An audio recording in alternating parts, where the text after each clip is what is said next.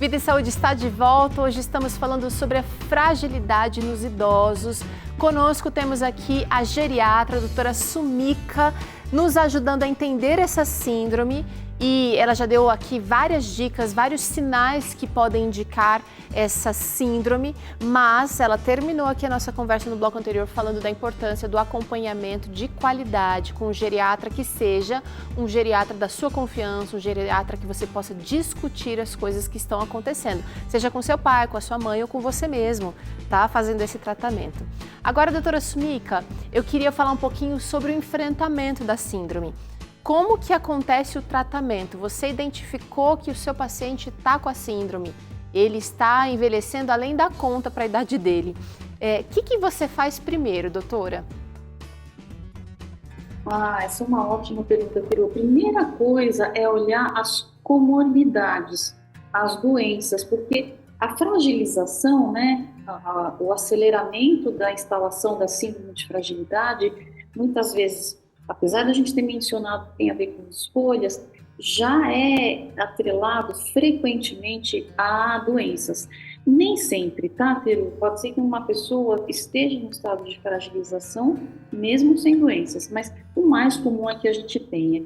E nessa situação, é altamente prioritário a gente fazer os diagnósticos adequados. Às vezes os diagnósticos já estão dados, a gente adequa o tratamento, ou tem novos diagnósticos a serem dados. Então, essa parte tem uma alta prioridade de que sejam feitas, né? Então, é comum, vou te dar alguns exemplos, que uma pessoa comece a ter um processo de fragilidade por causa de uma depressão, ou por causa da instalação de um Alzheimer, ou por causa de um Parkinson, ou porque tinha um diabetes que descontrolou, ou porque teve uma doença cardíaca que evoluiu, enfim. Então, controlar essa parte, com certeza, é a primeira etapa.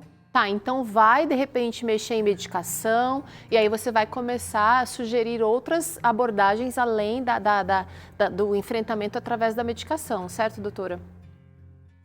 Sem dúvida, sem dúvida. Então, essa é uma primeira parte.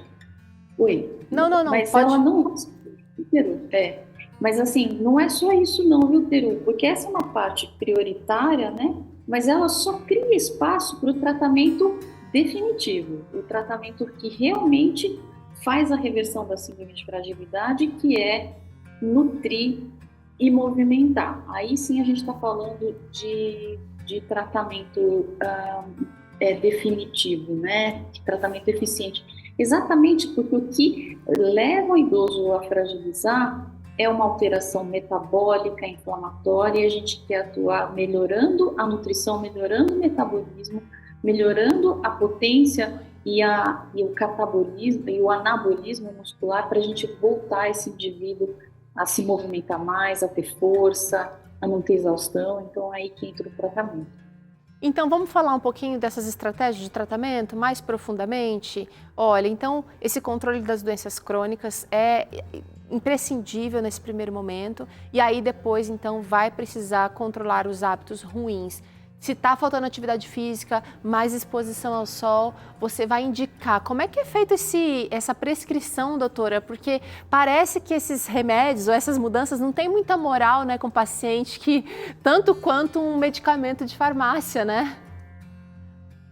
Não é? Pois é, Teru, mas a nossa prática profissional tem provado como os pacientes têm informados e tem mudado os conceitos e tem sido muito prazeroso ver como eles estão mais abertos a isso, né? Na minha prática profissional, também na nossa prática acadêmica. Então, a gente tem tido bons sucessos, graças a Deus. E da parte nutricional, né? Não basta que a gente dê orientações gerais, né? Para um especialista em síndrome de fragilidade, sejamos nós médicos ou nutricionistas, a gente vai um pouco mais a fundo. E normalmente a gente tem deficiência nutricional em dois aspectos. Primeiro é a baixa ingestão calórica. Quando o idoso entra no estado de fragilidade, o apetite passa a não ser muito bom. Então, apetite baixo pode vir acompanhado de perda de peso, e aí quantidade de alimento, em geral, com calorias computadas, normalmente é baixo piorando a falta de energia, a falta de disposição. Então, globalmente, é um marcador. O outro nutriente que frequentemente é pouco consumido, já com envelhecimento, né, um pouco do predomínio do paladar do idoso, é a baixa ingestão de proteínas, né? Então, a gente acaba percebendo que há essas duas frentes e o tratamento nutricional versa muito nesse sentido da gente ofertar tanto caloria quanto proteína. Para caloria, a gente pode investir em bons carboidratos, como são os grãos integrais, e também a gente investe em óleos de boa qualidade, como é o caso de azeite, de castanhas, de abacate, ovos para quem come. Então a gente investe nesse sentido. E nas proteínas, os grãos são realmente um alimento espetacular. De novo, né, as castanhas. E para quem consome, né, laticínios, ovos, carnes, se é do hábito da pessoa, também a gente orienta a quantificação e a distribuição ao longo do dia. Para o idoso, distribuir em frações ao longo do dia faz uma diferença muito grande, já que a absorção ela é mais lenta, então distribuir faz muito sentido para o idoso. Tá, então atenção e cuidado nessa parte da nutrição é bem importante então nesses dois aspectos, e eu quero saber daquela pessoa que não está aceitando essas sugestões ou essa atenção nesses dois itens. Vale a suplementação, doutora? Tem bons resultados também? De repente, para uma fase inicial, né? Para sair um pouquinho daquela apatia ou daquela fragilidade mais intensa. Verdade, ter um suplemento é bem-vindo, mas não é necessário em 100% dos casos, ainda bem, porque a riqueza nutricional de uma alimentação bem feita supera em muito a de um suplemento, né? Mas mais completa. Muitas vezes, né, muito mais completa, né? E vou te dar um exemplo, né, de quando o suplemento pode ser interessante. Você falou, por exemplo, na pessoa no começo, no começo eu costumo dar suplemento quando a pessoa já veio com estado de desnutrição muito agudo, muito alto, né? E a pessoa realmente está num ciclo em que a gente não consegue alimentá-la com alimento adequadamente, então a gente entra com suplemento para virar isso rapidamente. Outras situações que a gente suplementa são as pessoas que realmente apresentam muita dificuldade de consumir proteínas.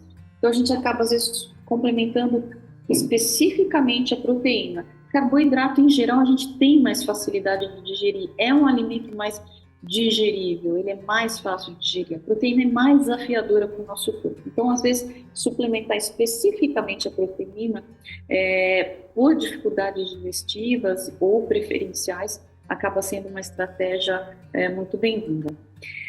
Suplementar outros elementos, né, outras substâncias também são bem-vindas, vai depender um pouco do espectro do que o paciente te apresenta, sinais de que tem carência de vitamina, sinais de que ele tem um estado inflamatório muito elevado, ou então de que tem uma saúde intestinal, por exemplo, prejudicada, também nos leva a raciocinar que, opa, esse indivíduo merece uma suplementação dirigida para essas questões. Tá vendo como é muito específico, cada ser humano precisa ser olhado de maneira única, como Deus faz com a gente, né? O médico também vai te olhar, não é por baseada não é o que a maioria, é o seu caso. Agora, a gente precisa tocar na atividade física, doutora, já que é uma das estratégias mais importantes, talvez, não? Sem dúvida, sem dúvida. E a atividade física para prevenir é uma coisa e a atividade física para tratar é outra coisa. Quando a gente falou em prevenção no bloco anterior, a movimentação, o fato de você se movimentar em geral é muito importante, não ficar sedentário e tudo mais. Mas quando a gente fala de tratar um idoso com fragilidade por meio de atividade física, a gente está falando de pessoas que precisam de um profissional cuidando dessa questão, tá? Então, normalmente são pessoas que no processo de fragilidade tão lentas, estão com a mobilidade difícil, existe um aumento exponencial do risco de quedas, existe a sarcopenia que acompanha, que é a perda de massa muscular. Então, nesse estado, um profissional de fisioterapia ou de educação física são muito aconselháveis para que se façam exercícios com um foco muito importante, que é o exercício para ganho de força e massa muscular, que é o exercício resistido. Muito bem, olha, talvez você assistindo a gente já esteja e já seja idoso e não goste de fazer atividade física. Aqui no Vida e Saúde você tem pelo menos 2 oportunidades de fazer atividade física com a gente. É gostoso fazer em companhia, não é? Tânia Santos vem aqui nas segundas e também às quintas-feiras trazendo treinos que você pode fazer muitas vezes do sofá, tá? Então, olha, pensa o seguinte, você tem aí 24 horas no seu dia. Se você fizer 15 minutos nesse começo de atividade, são apenas 15 minutos, não é nem 10% do seu dia. Você consegue. E quando a gente vai junto é muito melhor. Olha, o fato de você levantar do sofá e ir pegar um copo de água, não esperar que venha até você, já é movimento. Então vamos aproveitar toda oportunidade para fazer esse corpo se mexer. E a gente está junto com você. Agora, a doutora Sumika falou aqui, você vai precisar talvez de ajuda profissional. Vá atrás, invista tempo, busque, invista um pouquinho aí do seu dinheirinho também para você viver bem nessa fase da vida. Tem um outro aspecto, doutora Sumika, que eu acho que você precisa trazer aqui pra gente, que é quando, de repente, um idoso está bem, mas aí o companheiro ou a companheira ali, né, adoece e aí a saúde desse outro que estava bem começa também a definhar. Como é que a saúde mental está relacionada à fragilidade em idosos, doutora? Olha, a saúde mental tem um papel fundamental em qualquer aspecto de saúde, né? E na velhice realmente existe o desafio das perdas, realmente existem mais perdas, não no sentido da ausência ou da morte, mas existem as perdas de capacidades, perdas de habilidades, perdas de possibilidades, né? Isso gera uma série de lutos ou tristezas ou enfrentamentos que nem sempre a gente dá muito valor, né? Nesse sentido, quem é companheiro de uma pessoa, de um idoso frágil, tem uma vida muito desafiadora, porque é um idoso que a gente já rememorou, um idoso que tem exaustão fácil, que tem mobilidade difícil, que é fraco. Então imagine, você vai precisar apoiar esse idoso para carregar um peso, às vezes até para descer uma escada, quando muito sério, até para ajudar para dar um banho, para vestir uma roupa. Então, uma situação em que existe muita demanda. É realmente muito demandante, é trabalhoso ser companheiro e cuidar de um idoso frágil. E isso realmente tem a possibilidade de causar adoecimento no casal, né, no exemplo que você deu, mas e isso nos deixa claro que um idoso que está nessa condição de fragilidade vai precisar de cuidados mais amplos que não sejam restritos ao casal. Quanto mais gente cuidando junto, melhor. Nossa estrutura social de atualmente não favorece muito que a gente tenha muitas pessoas circulando e se cuidando, né?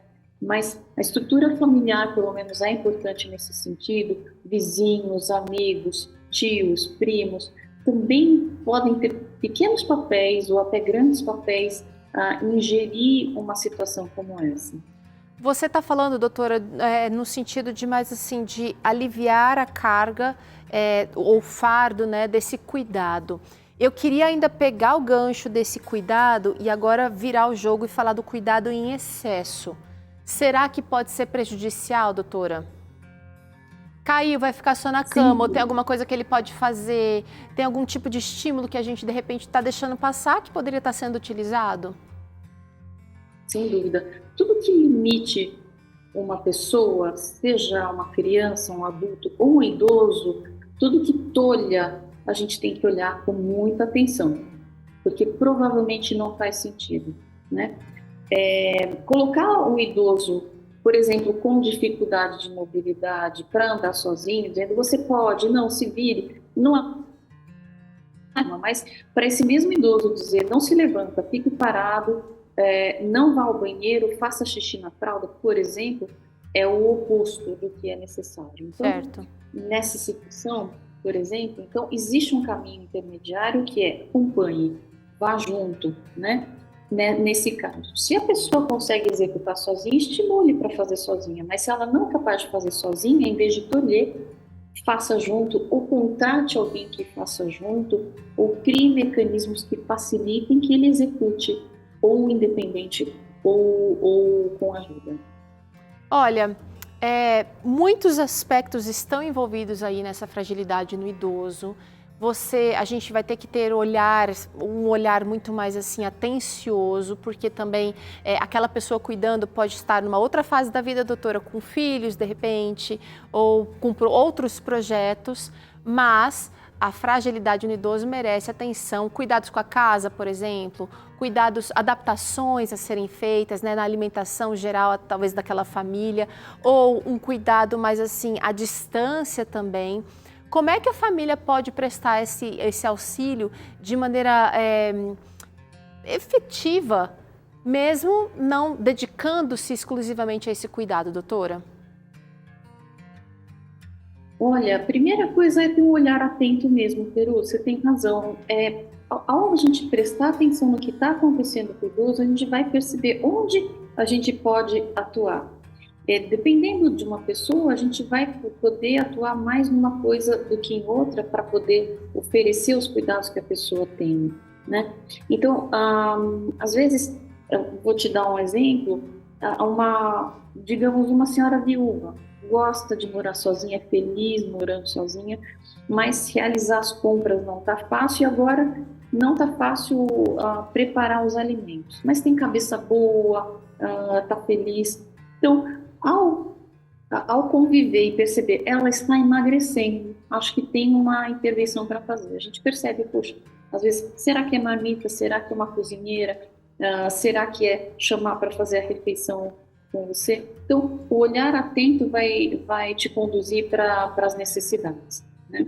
E muitas vezes, né, um familiar de um idoso, às vezes se questiona sobre ter que ele mesmo cuidar, né? O que cabe a ele, o que ele pode delegar, né? Então, existem coisas que são delegáveis, são possíveis de se contratar profissionais, contratar pessoas ou pedir ajuda, né, para que o que está faltando para esse idoso seja oferecido, né? Sem que você, como familiar, que às vezes tem sua família, tem seu trabalho, não tenha a possibilidade de oferecer. Mas estar atento vai te permitir não chegar muito atrasado nesse cuidado. Com alguma frequência na nossa prática profissional, a gente percebe que a sugestão, por exemplo, de que precisa ter um cuidador já está chegando um pouco tarde. O idoso já passou por situações de risco, como no caso, por exemplo, de pessoas que têm problemas de memória, como Alzheimer, ou se perderam na rua, ou a geladeira tem alimentos que já passaram da validade, ou não está tomando o remédio direito. Então, eu percebo, Peru, que observar, estar atento a essas questões rotineiras é uma das coisas mais importantes para que se ofereçam esses recursos para cuidar bem de um idoso. Muito legal, né? Pensar que esse conhecimento que você está tendo aqui no Vida e Saúde precisa gerar a sua ação aí do outro lado. Agora, doutora, um idoso que já esteja num estágio avançado da fragilidade, existe que tipo de esperança? Existe reversão? Existe um freio nesse avanço? Existe melhora de alguma maneira? Olha, Teru, melhor a gente sempre busca, viu? Isso é uma máxima de qualquer médico. Mas melhorar o quê? Melhorar sempre a qualidade de vida. Isso em qualquer estágio da fragilidade ou em qualquer doença, né? A chance de reversão, ela é tanto mais possível quanto mais precocemente a gente diagnostica, como qualquer outra doença. Então, se a gente pega um idoso que tem um daqueles 5 sinais que a gente viu no começo, a gente vai ter mais sucesso do que pegar um que tem 4 desses sinais, porque a nossa atuação vai ser mais eficiente com menos recursos e, o mais importante, é um organismo menos deteriorado, né? Quando a gente pega, então, um paciente, né, um idoso frágil já em estado avançado, e o que seria esse estado avançado, né? Seriam idosos já bastante comprometidos do ponto de vista nutricional, com dificuldades alimentares, com dificuldades grandes de mobilidade, com internações frequentes, é um estado muito dramático da fragilidade, né, que a gente luta e combate ao máximo, mas eventualmente uma pessoa chega a essa condição. Existe sim esperança, Peru, porque nessa condição a gente pode promover alguns detalhes de melhoria que evitem, por exemplo, as internações, né? Então, a gente reforça nutricionalmente, reforça a imunidade, reforça medidas higiênicas, por exemplo, que combatem infecções, né? A gente pode otimizar nutricionalmente, um pouco de mobilidade esse indivíduo ganha, né? Então, pequenas medidas, apesar de não reverter completamente o quadro, podem trazer pequenas melhorias de qualidade de vida que trazem dignidade a essa pessoa, que é um aspecto absolutamente quem está padecendo de uma condição grave de saúde. Muito bom conversar com a doutora Sumika, né? Muito bom entender e ter esse olhar, né, da dignidade desse idoso, além de todo esse cuidado que a gente está discutindo aqui, olhá-lo como pessoa, Doutora Sumika, obrigada mais uma vez pela conversa. Eu vou deixar aqui o seu Instagram agora, @doutora Sumika Geriatria, como está aparecendo aqui no seu vídeo, ó, Sumika com K, Geriatria. Só vou corrigir, é que é do doutora Sumika, DRA, Sumika Geriatra. Ah, geriatra. Obrigada pela correção, então. Então é do DRA Sumika Geriatra, tá? Para quem não está no Instagram, dá para acessar ou dá para conversar com a doutora através do site dela, você tem conteúdos ali, Sumika Mori Lin com N no final, .com. E eu quero agradecer mais uma vez pela participação, doutora. Até uma próxima. Até, Vero, muito obrigada. Gente, bora pro intervalo? Vai ser bem rapidinho. Na volta, você acompanha mais um episódio do Vida e Saúde na AMA. Flávia Souza também aparece por aqui hoje, trazendo novidades em saúde pra gente no Boletim de Saúde. E dá uma olhada no iogurte grego com banana grelhada que você aprende aqui hoje. Ó, daqui a pouquinho, não sai daí não que a gente volta já.